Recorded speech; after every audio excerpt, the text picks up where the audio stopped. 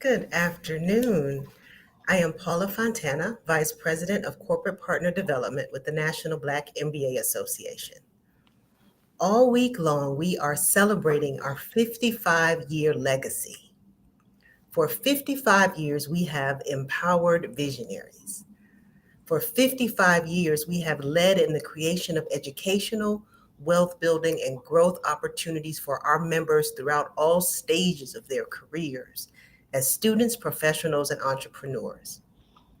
And as I reflected on this current climate, I feel like there is a sense of duality.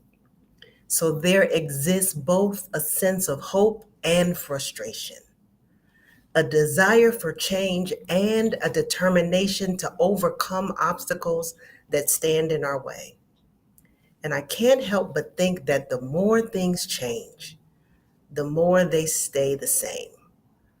Our association was born from tumultuous times.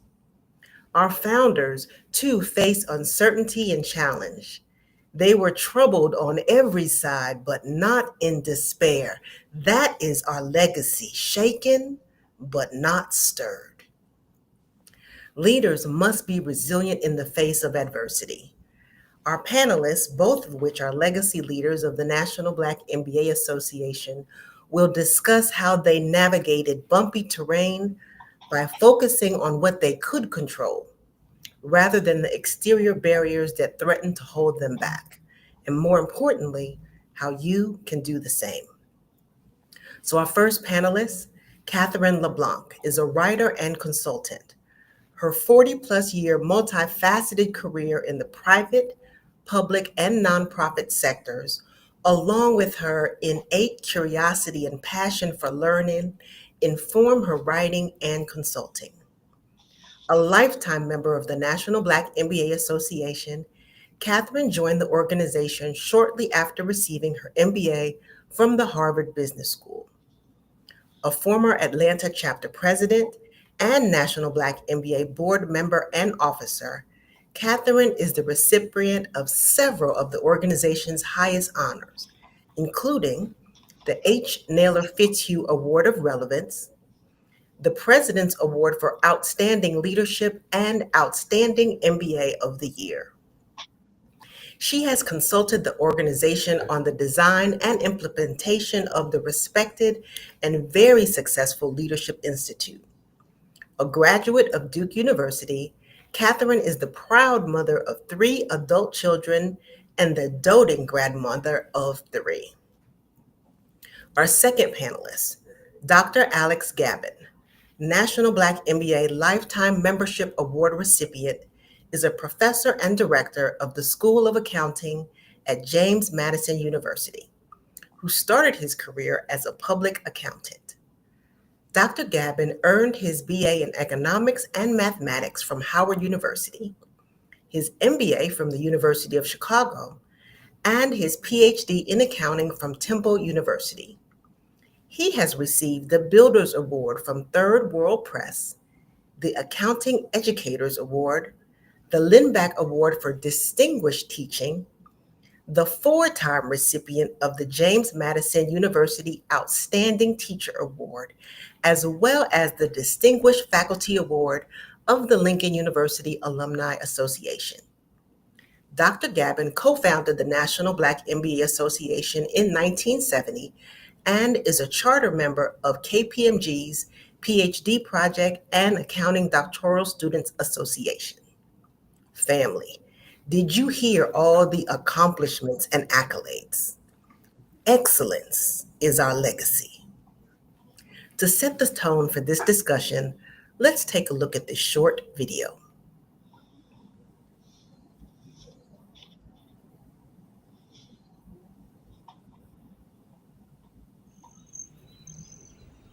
Where is she? Come on back, peaceful. Whoa, easy now. I'm gonna be free or die. I've been walking with my face turned to the sun.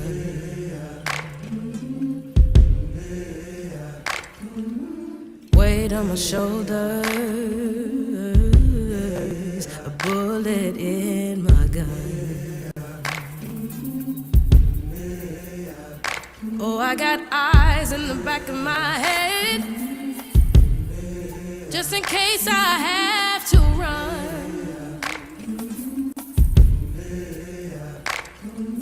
I do what I can when I can, while I can for my people.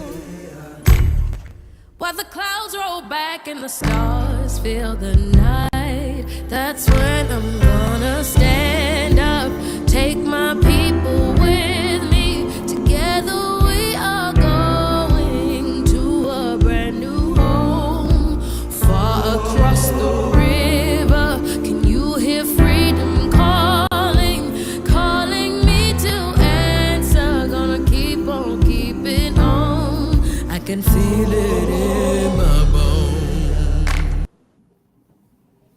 Come on now, I can feel it in my bones. Yes, welcome, Alex and Catherine. Thank you. Well, good afternoon. How special this is, Paula. And, before we even begin, I just would like to acknowledge you, acknowledge our interim president, Orlando Ashford, and of course, acknowledge our dynamic chairman of the board, Ms. Leslie Coleman, for just being open and willing to remember the beginnings of this association that has meant so much to so many of us. So thank you. My pleasure, my pleasure. Welcome. They say if you know from whence you've come, there's no limit to where you can go. So how could we not look back at the incredible legacy that you both have left? So I know I gave a little bit about both of you, but would you mind telling us a little bit about yourself and your professional journey that led you to where you are? And we will start with you, Catherine.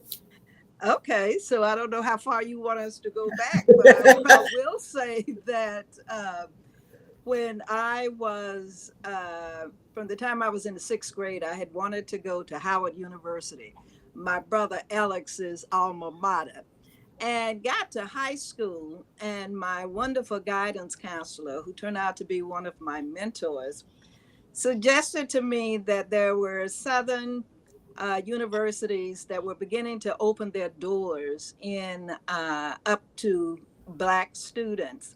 And she thought that my GPA was good enough. She thought I was a strong enough student. And she encouraged me to apply to Duke University as well as to UNC.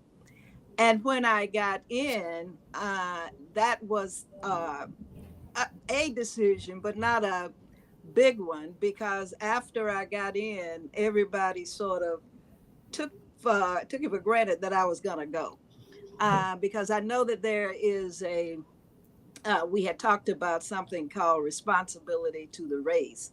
And at least back then in our era, Alex and I both grew up we were born into segregation. We know all of the horrors that did to us as a people, with probably the most damaging being the psychological, emotional, and mental attacks that people wanted us to believe that we were just not good enough, not smart enough, didn't have what it took to go to these major universities, and that had permeated the culture in which we grew up in America. And so when I did get into Duke, because of this, what I perceived to be responsibility to the race, when you had an opportunity to open up doors which had not been opened before, the expectation is that you would walk through those doors, not so much for yourself, but in order to open the doors wider for many more to come behind you. So stepping into that integrated experience for the first time was new for me. I truly, based on all of the lies that American society had told me, I truly didn't know whether or not I had what it took to make it. And that was in spite of having a straight A GPA, and in spite of my teachers telling me how smart I was, how good I was. But that is to show you how deep Mhm. that those belief systems that have been perpetuated Right. upon us, how deep those beliefs were. Mhm. So I was very happy to learn that I was as smart as anybody else who was there, and I did well, graduated from Duke, but not before we had to take over the administration building because they weren't treating Black students right. I Mm. was in the fifth group of Black students that came into Duke. Um, I'm not gonna go into a lot of the things that were happening. Sufficient to say that our then president of the university belonged to a segregated country club, that our small number of Black athletes could not even go to their yearly awards program Mm. because it was at that segregated club. Now, in addition to that, of course, we had the band playing Dixie, professors questioning whether or not we could take and major in subjects like physics.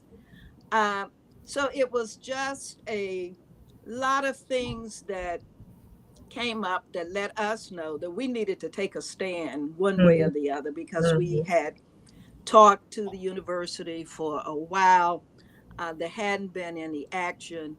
And so I have to say that when I went into that building as a 19-year-old and stayed in there until they called the National Guard and the police, that was probably one of the most courageous things that I did in my young life. Mm. And it set the tone for me for my ensuing career.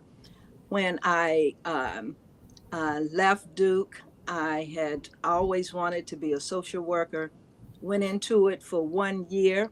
It was not the best fit for me. And so I went back to graduate school and I think I was in the 15th class of women to enter the Harvard Business School. Mm. Graduated in 1980. I'm celebrating my 45th reunion this year. And between my education at my high school, Dillard High School, where we had fabulous Black teachers, the education that I got at Duke, the education that I got at Harvard, I was pretty well prepared in terms of academically. But you can't always be prepared for what they now call microaggressions Mm. Mm. and the thinking on the part of some folk that you only got your job because you're Black and you're an Mercy. affirmative action baby, blah, blah, blah. Mercy. Mercy. They You call you have a to DI learn. hire. Mm. You have to learn to turn all that stuff off Mhm. because the one thing that I did have was a strong belief in myself and my capabilities. And I often tell people that when I look back on my education at Harvard, it wasn't a marketing or a finance class that I valued the most. It was a class called self assessment and career development. In that self assessment class, we had to take all kinds of assessment tools in order to get a better sense for who we are, Mm. who I am, Catherine Watson LeBlanc. What makes me tick? What are my values? How do I prefer to view the world? And that course in self assessment gave me additional knowledge about myself, and because I continue to focus on learning and growing, I developed a way of making decisions for myself that allowed me to trust my intuition, Mm. trust my judgment. And that is what led the way for me in the course of my career. I stayed in corporate for 15 years. After corporate, in fact, 2 or 3 years before then, I like the same thing with social work. I knew the corporate environment was not the best fit for me. I Mm-hmm. really wanted to find a way to get back into the community and have an impact on young Black students. And so I left corporate America, and I'm in 1989. That was considered a bit about being courageous, because in that time people were not leaving the corporate sector to go into the nonprofit sector Mm-hmm. like they are now. Mm-hmm. And I can remember when I was working for a superintendent of schools, I had somebody to ask me the question, what is a Harvard MBA doing working for a school system? And I essentially said, it's because I it's because of what I want to do. Mm-hmm. This is what I feel like I am making a contribution. I then went over to work at Clark Atlanta University in their business school. And from there went to work for President Clinton. Had an opportunity to work in White House personnel, to see all the stuff that goes on behind the scenes, and then was asked to take the position of executive director of the White House Initiative on HBCUs, which, from all accounts, was my best working opportunity yet, because I so enjoyed just a variety of activities, getting an opportunity to visit the colleges, working at the federal level to get more dollars to them. Mm-hmm. And from there, when we left government, is when I started working in consulting. I now consider myself semi-retired. Some days I consider myself fully retired. It just depends on the On the day. Well, I love it. And I love how you did not believe the lies that they tried to ingrain Yes, in you, but instead had that belief in yourself. yes. Beautiful. Alex, tell us a little bit about yourself and your journey. Well, to tell you the truth, I love listening to Catherine. I mean, she can take even more of my time. Um, I believe in bias, first of all, and I believe everyone is biased. Hmm. And so, whenever you start to describe anything, you sort of have to acknowledge it. At least I like to acknowledge my bias. I think if you're going to know anything about me and my journey in particular, I think you've got to acknowledge the fact. First of all, I love being old. Okay, I'm at the point now where like it's my 80th year, and I used to think that when you get up in age, things are going to happen. I am fascinated. I love this. I love being able to look back and see what is going on, and I'm feeling extremely good about it. But if you're going to talk about me now, and talk about that journey, I think the thing that I would want you to know flat off in terms of my bias, I am a believer. Hmm. So you're going to have to go ahead on and deal with that. And Okay. I've been like that since my early youth as a child. Now, why did I end up reading the Bible? Why did I end up getting involved in it? And I'm not trying to proselytize. Mm-hmm. Remember, I'm telling you about me and about the way things have rolled for me. So I'm not saying how things are going to be for you or what you need to be doing. But I am a believer, and every stage of my life, good gracious, there is no way in God's green earth that I anticipate any of the stuff that has happened to me. In fact, most of the stuff I thought I wanted to do didn't work out that way. I have found out his answers are always one of three things: yes, no, or wait. Hmm. And what I have found out for me personally, boy, the no's were important. Thank you, Lord Jesus. Because there's some things that I may have wanted to do, and there's some things Man, I've seen since then, and I'm so glad he didn't yes. give me what I asked for. Rather gave me what I wanted. Now, in terms of this thing about what my particular journey, one of my let me just give you three quick stories, if I may, that Okay. sort of set the stage for my way of looking at it. One thing occurred when I was playing. I got started playing with this white baseball team. I was the first person to join this white baseball team, Hopkins Athletic Club in Baltimore, Maryland. And we had that first year. I was the quote, the MVP, if you will. I was the one who was leading the team in hits and all the rest of that. So, I was, the team GOAT, all time for that year, for that particular semester. But anyway, we were playing in the championship And we went over to White Coffee Pot because it was one of those single elimination deals whereby if you win the game in the morning, the baseball game, and I'm 12 years old, right? If you win the game in the morning, then you would come back and get to play a playoff game that afternoon. And so in between the morning game, which we had won, we went into this White Coffee Pot, me and all the little, folks in the thing, and we're sitting down to order and everything of that sort. And so I sat there and I was all jubilant, like I'm with the guys. We won the first game. We getting ready to go into the second game, right? And so I ordered, and I noticed the person came over, had my food in a bag, and everybody else had their plate. And I said, I wasn't paying attention, and I knew better. I knew the deal, but I just so euphoric about how I forgot. And so I looked, and I didn't even pay it. I was in the bag. I said, I didn't know what stuff in the bag. I started taking my stuff out the bag because I was going to sit there and eat with the guys. The guy came over. I saw the lady looked at me really kind of strange, and she went over to the manager, and the manager came up and said, "You can't eat in here." And then it hit me. Oh crap! I hadn't even thought about that at that point. And so I was sort of putting my stuff back in the bag, and I got up to leave. And as I was getting up to leave, I noticed the coach was sitting over in a booth, getting ready to eat. And our eyes connected, and he looked away. And so I turned and went on outside and sat down on the curb, started taking my stuff out the bag to eat outside on the curb. And this one little white boy on the team came out with a little friend of him and sat down beside me. His stuff. He had gotten to put his stuff in a bag. Sat down beside me. Took his stuff out. I don't even know what we talked about. But he didn't want to leave me alone. And what had just happened. That story. But the coach looked away. The little white puny boy on the squad who at all is the one who comes out and sits next to me. And his friend came with him, but his friend was just hanging with him.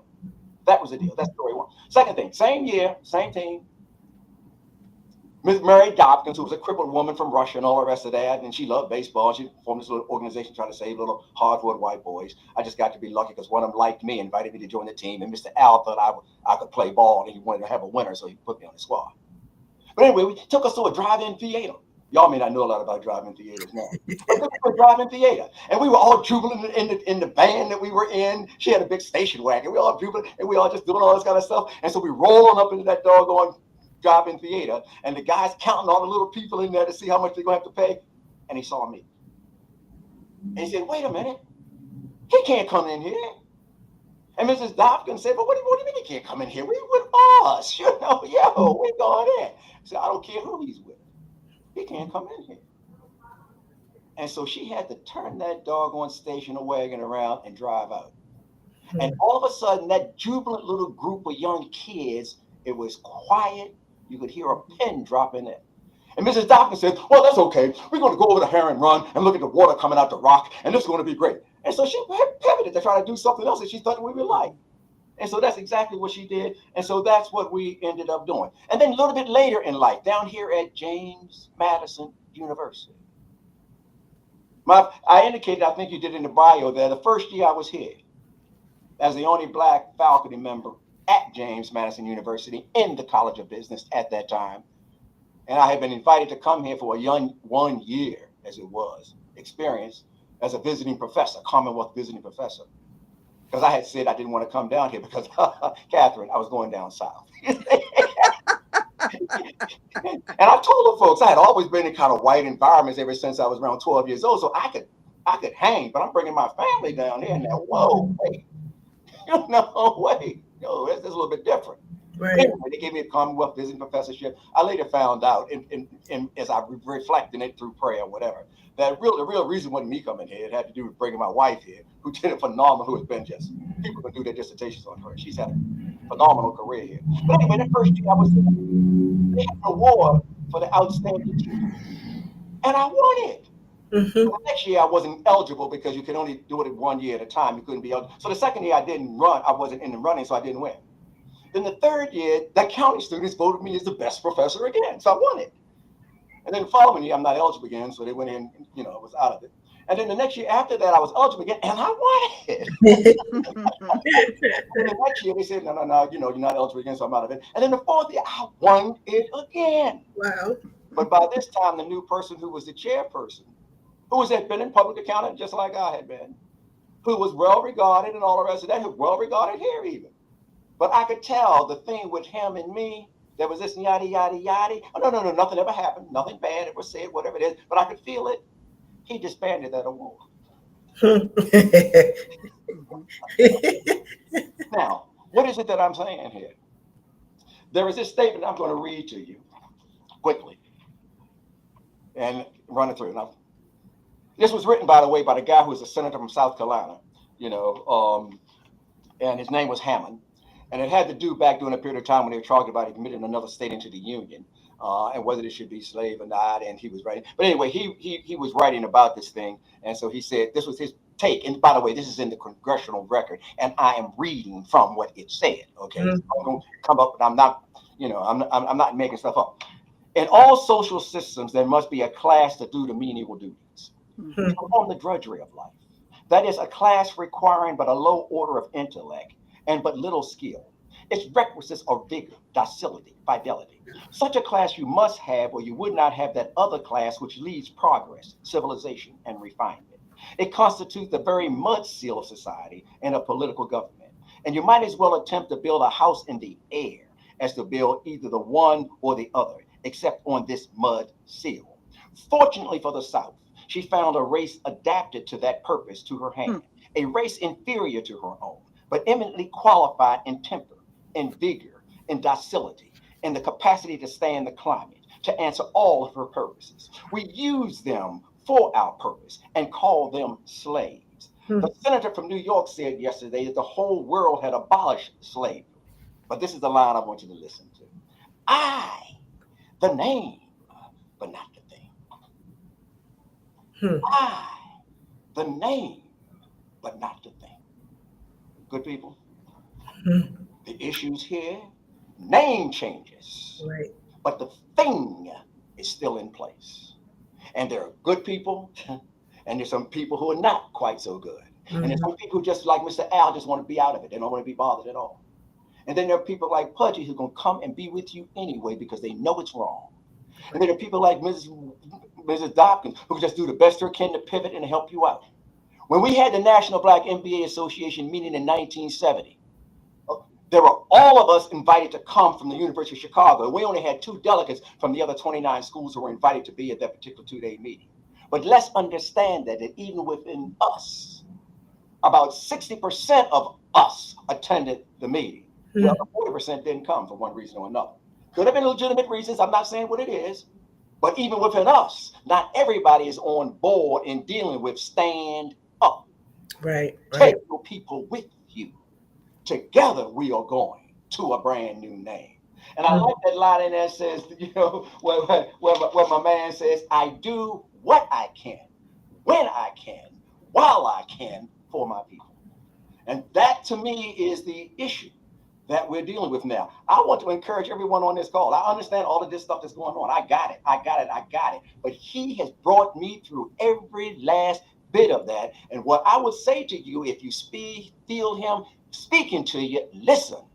Because this person who's been here all this time, I had said, or the number of things that I said I was going to do and didn't do was amazing. I had decided after I left public accounting, after I had gone ahead and left that field, after I decided that, I got it. I knew I could teach young Black folks how to get those doggone jobs. I knew it. But yet I only spent 10 years at Lincoln. When I had first walked into that campus, I said, I'm going to die here. Yes, I did. I said, I'm going to stay here till I die. I know I can teach these students how to take them jobs out there and to win that doggone thing. 10 years later, what am I doing down here at James Madison University? At this PWI.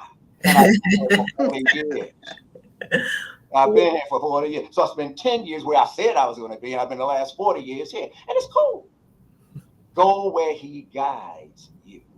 And I had to identify one thing I think that's most important in that journey is your attitude. Your attitude. It is your attitude that would be largely responsible for your altitude. Trust him. Let him guide you. And we will get through this, because one thing that's very true about this situation, all kinds of opportunities are popping up. He never closes the door in your face without leaving you a window open. You got to create on him. That is you're supposed to be going. What it is he wants you to do. That's what you're supposed to be doing now. And we're going to do this. We're going to do this thing. It may not be the same way it was done before. It probably won't be the same way it's done before. But my faith tells me if you are following what he guides you to do, then you're going to be fine later on. And when you get to be as old as I am, you will look back and say, Lord, thank you. Yes. How did I make it through, right? You will make Yes, it yes, and yes. do And what you can, while you can, when you can, for your people, because that's what I'm after. People. That's my deal. And Paula, please acknowledge how, after all these years, James Madison, when they named their first building on campus after somebody of African descent, Yes. it was Alex and his wife, two of the best teachers that have been on that campus. And it was like such an honor for those of us to get on live stream and watch that honor for Alex and his wife. Well, and so that just sort of proves that no matter what they say about you, no matter how they treat you, cream has no choice but to rise to the top. And you all are both examples of that. Now, Catherine, you touched on it a little bit when you were talking, and Alex, I know you get charged up hearing that song about "Stand, Take My People with Me." Talk to me about, is there a responsibility to the race? Well, I think, Paula, we came up in an era when there was such a thing. I don't know if generations coming behind us feel the same way that we felt. Because in so many instances, we were the first Black person to be able to do the kinds of things that we did. We never forgot where we came from, ever, ever, ever, because those communities are who reared us. Those are the communities that gave us our values. Those are the communities that protected us. And so when we did have an opportunity to make any forward motion, we would always remember our community. There was no forgetting where we came from. To this day, I am so proud that I grew up in a small town. When I was born, I think there was 17,000 people there, Goldsboro, North Carolina.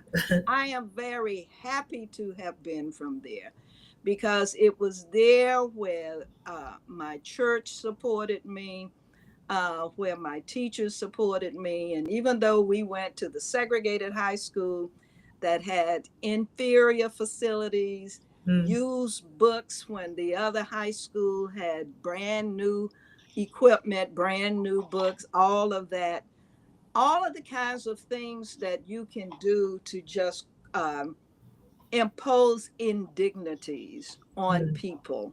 That is what segregation does. And so we were so ingrained in our communities that it was no question that we would not forget. And even today, when we do the things that we do, we're always thinking in terms of how is this going to impact the young people coming behind us? Because for those of my legacy leaders who are on the on this website today, all of the things that we did in the 70s and the 80s and the 90s, when we were creating scholarships, when we started Leaders of Tomorrow, when we started the career fair, all of that was for young people coming behind us. And just this past weekend, I was on Duke's campus. I now am in the Half Century Club because it was over 50 years ago when I graduated.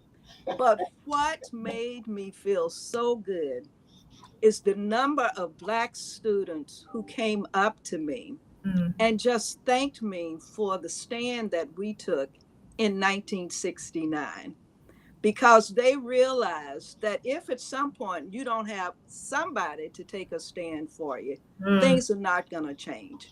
And so to always keep in mind the impact of the choices that you make now on the young people that come behind you is something that we should keep top of mind. And for me, that ties into that whole responsibility to the race. And I just don't know if that exists anymore. Let's talk about barriers. So, obviously, you all had to face many barriers, and we can talk about how you address them. But I'm curious about the similarities and differences between then and now, and then along those lines, the techniques that you use in order to overcome those barriers or to face those barriers. Do you think they're still relevant today? You want to take at it, Yeah, Alex? I mean, I absolutely think that you always are going to have those who are going to fight against what's going on. In fact, a major part of what I see happening, in our nation at this time is that, we've been through this before, and right after the Civil War, there was a lot of progress being made by Black people, an awful lot of progress being made by Black people right after the Civil War. And so much progress was being made by Black people that effectively federal troops eventually decided in 1877 to pull them troops out and to turn those Black people back over to the South again, for those who had lost the war. And that's when you start getting, that whole, reaction whereby all of a sudden all of these laws start going into place, all of these lynchings and all this other stuff started happening because you were trying to go ahead and overturn the progress that had been made. And we've been fighting against all of that stuff. That's during the generation that Catherine and I grew up through, basically. And then in 1965, you had a big change then with regard to the Civil Rights Act. You had a lot of federal involvement as a result of the Depression that kicked in, and so federal agencies got more involved. But basically, we've been on this cycle of disbanding all of those negative ways of doing things.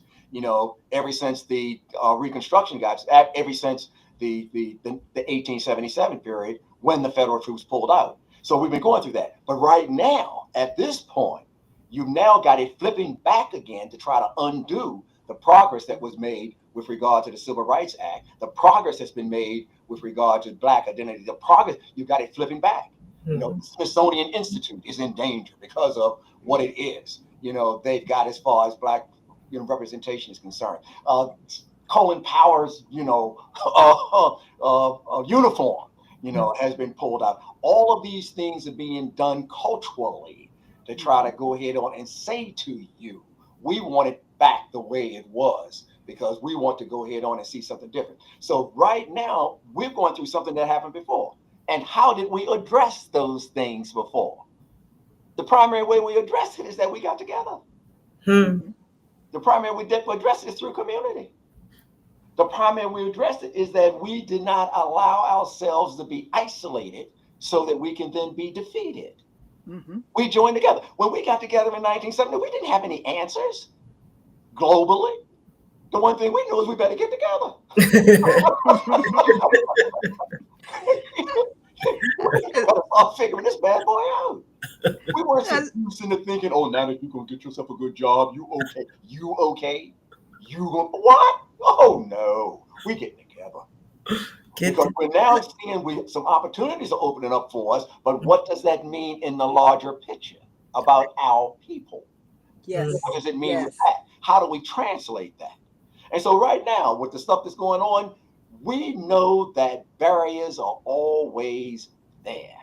What I can tell you, though, is this. That Titanic has hit the iceberg. Do not be delusional. This doggone ship is headed down. Don't be sitting up there in the ballroom still playing music while the ship's sinking.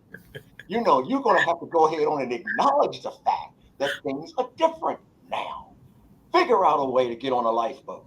Figure out a way to go ahead on and combine so that we can go ahead and do something. And so now, in the same way, the problem or the issue for the generation coming up now is that you're going to have to do what every other generation has done. Mm-hmm. Find a way to get together and address the problems that are there. Like when we talk about like some heroes I've got, one of my heroes, for example, is Ida B. Wells. People were lynching folk. Ida B. Wells went undercover, started pulling articles out of the doggone Southern newspapers, sending them over there to Great Britain and other people that were buying our cotton and the rest of our products. She fought lynching undercover because, that's, yes, I love it. I love it. You doggone straight. And the same thing is true. So what is it that we have as an advantage now that we can sort of like use throughout? The one reason why you can't go entirely back to the way things were, even though folks may think they would like to, is that we've got, look at all the education we got now. Don't you know that one of the biggest things they tried to destroy with regard to us was literacy? It was illegal to teach Black people how to read and write because you come up with all these kind of ideas like freedom.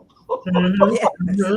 And where does this fairness stuff come from? Are you out of your mind? What do you mean equality? You must be crazy.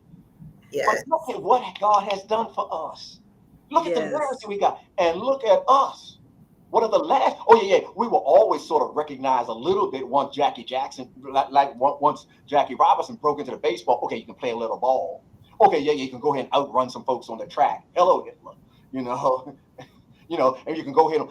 But we got folk now who've been up in the boardroom. Right. Who've seen what went on back there in Congress. Who've seen what's going on behind the scenes. We got folk now who've been trained. And if you want to talk about America, please talk about money. If you want to understand what we're doing, please follow the money. And get people trained with this. And so you're not going to tell me now they're going to try to go ahead and say for DEI, they're going to fire you from the corporation and start your own.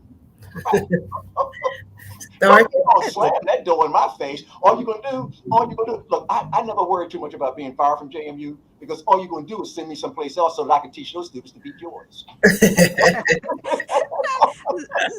me just piggyback, Paul, on a couple Yes, of things please. that Alex said. One, I think all of us know that DEI has almost become a code word for the N word. It's like no question about it. And we also know who most benefited from diversity initiatives. Yes, there are a lot of people of color who benefited, but a lot of white women benefited from diversity initiatives. But we know how they are seeking to hone in on just the folk that they think still aren't smart enough, still aren't good enough, still shouldn't have opportunities because, quote, these opportunities are taking away opportunities for some of their own children. Okay, so we know that all of that is out there. I also want to piggyback on what Alex was saying about the power of community and why they came together in 1970.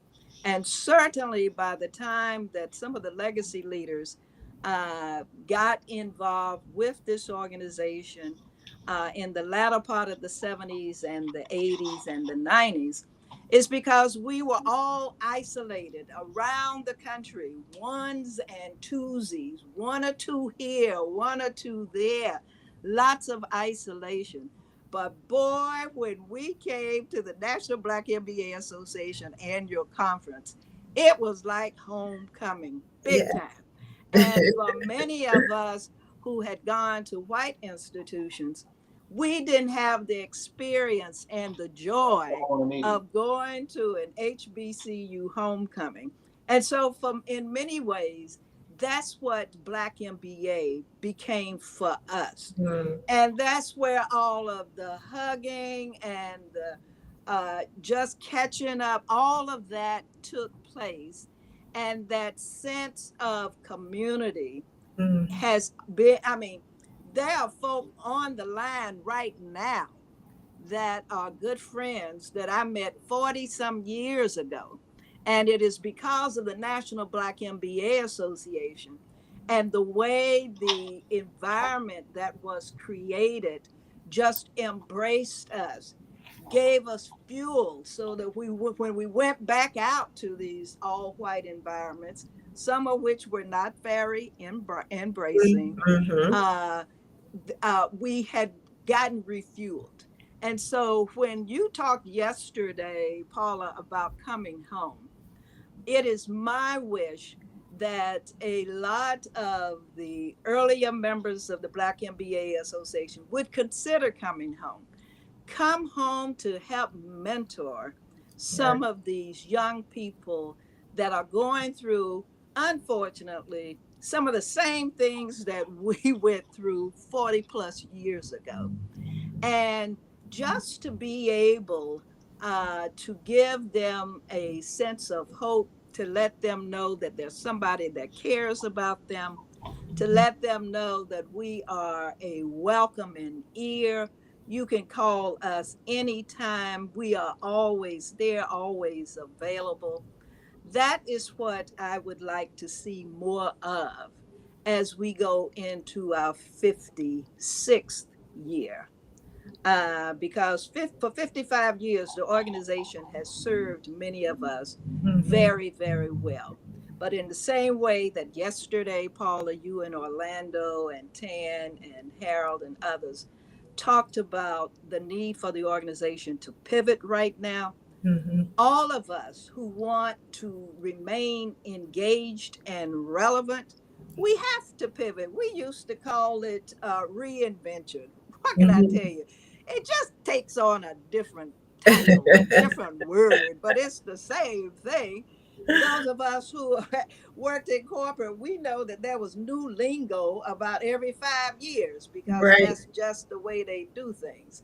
But this is a time and when, as Alex says, there are some major, deep changes Mm. afoot. And Yeah. I think that people need community more than ever, More than ever. And more that's what than this ever. association is about. Absolutely. Now, Um, so whenever I am with you two, time just flies. And so I'll acknowledge the fact that we have a little bit less than 15 minutes left. So I want to ask you one more question before I open it up to the floor and see what questions may come from our audience. And I believe it was you, Alex, who said, "Old men for wisdom, young men for war." And so, what advice would you provide for this generation as they lead the charge for change? all right, first, let us say you love this person that just fell into this deep water out the boat. You love them. You love them. Hmm. And so you want to save them. But a necessary condition for you to be able to save them, Paula, is that for you to jump in that water, you must not only be able to swim yourself, but be a strong enough swimmer to bring them in. Just loving them is not enough.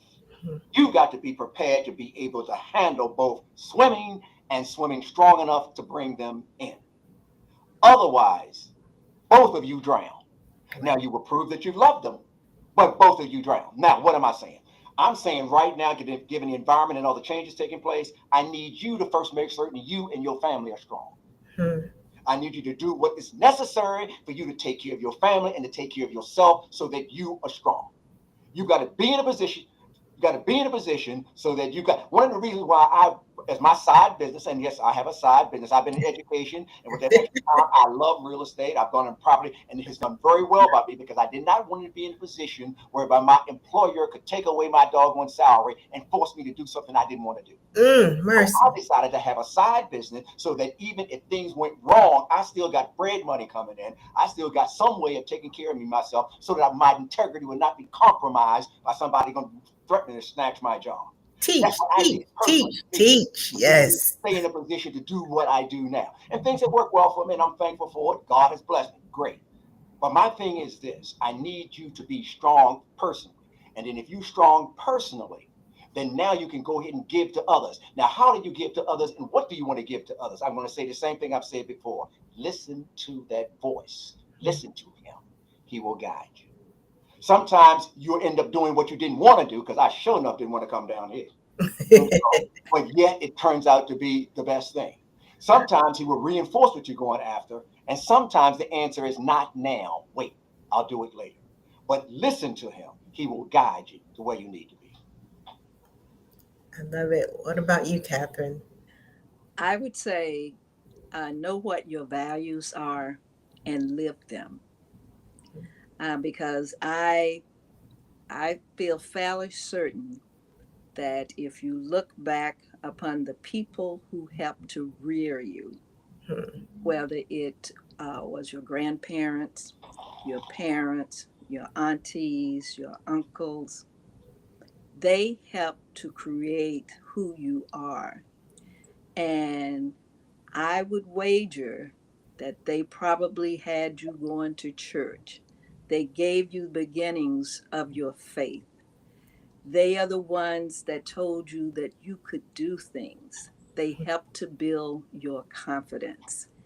And so, what you want to do is remember those values, whether it is love of family, whether it is love of learning, whether it is love of excellence, whether it is hard work.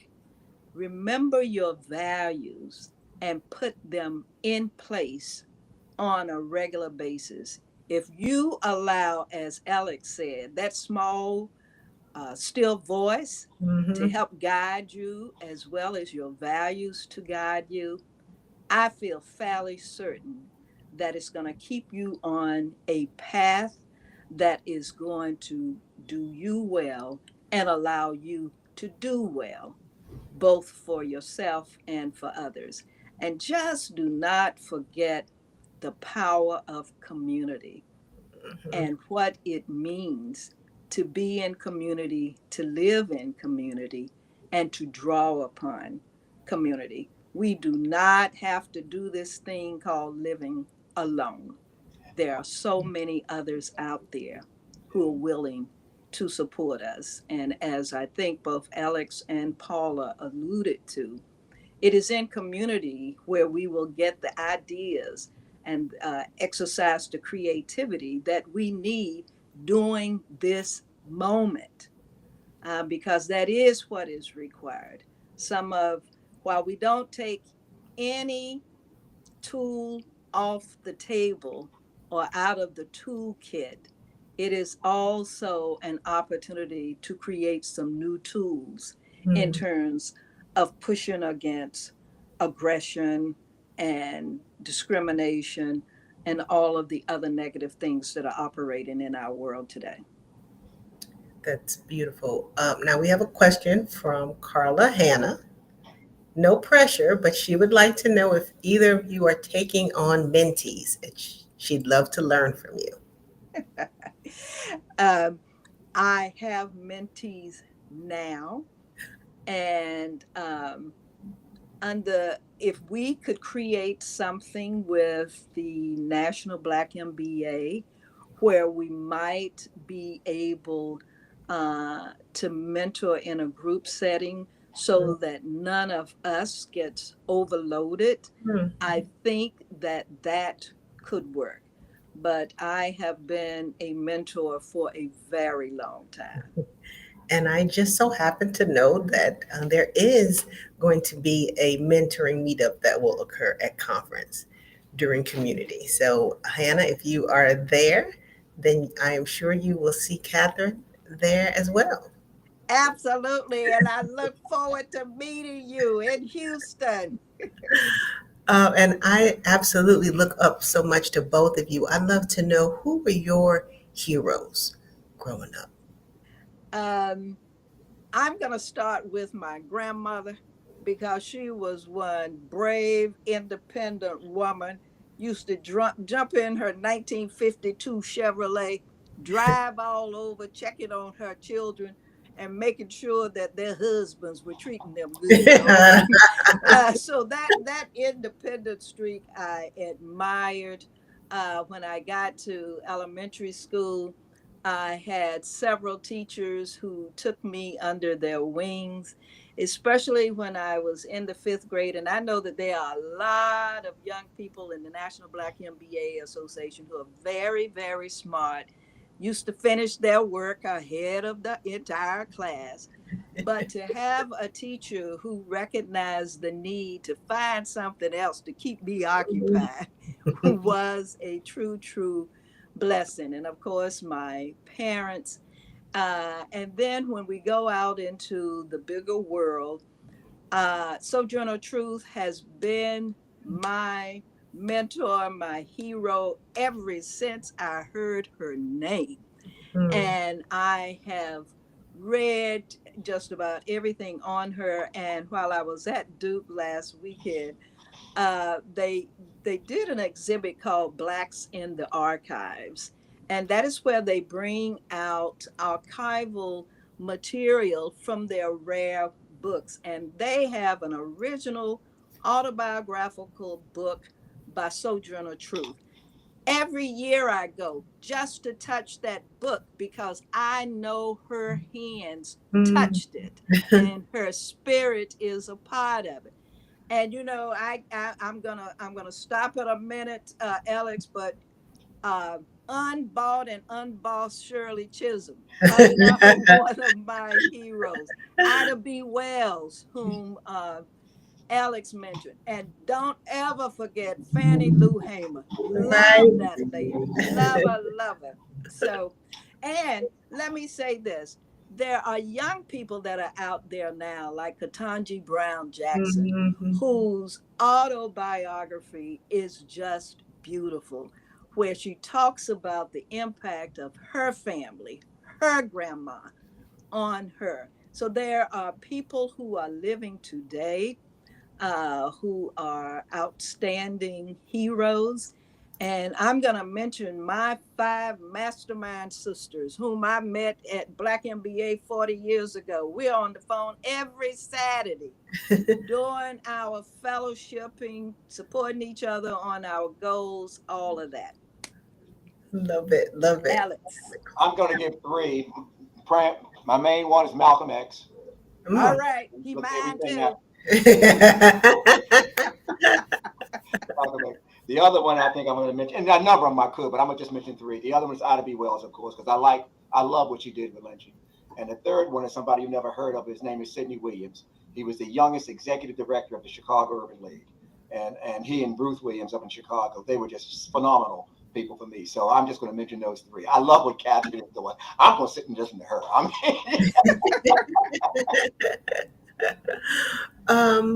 I love this. I could listen to you all as well all day long. Last 2 minutes or so that we have, how do you recommend we focus on the things that we can control rather than those influences that attempt to tear us down? What key takeaways would you give for us as we're going through these times?